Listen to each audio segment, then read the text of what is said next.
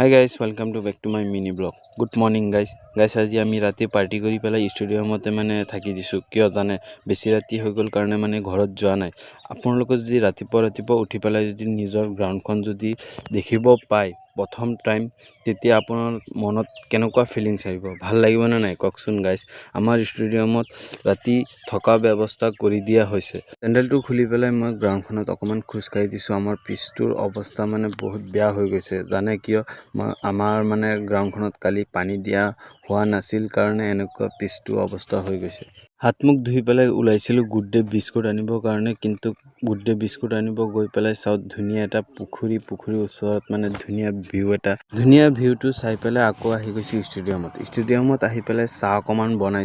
বনাই পেলাই গুটেকিটা খাই লৈছো খাই পেলাই প্ল্যান বনাই আছো অকমান সোনকালে আজি প্ৰেক্টিস কৰিম মানে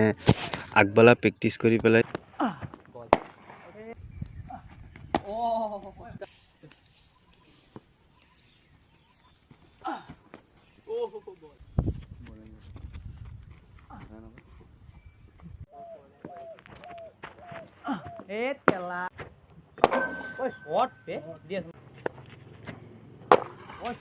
গাইস আজিৰ কাৰণে ইমানখিনি আপোনালোকে যদি ভাল লাগে তেতিয়ালে লাইক কৰিব বাই বাই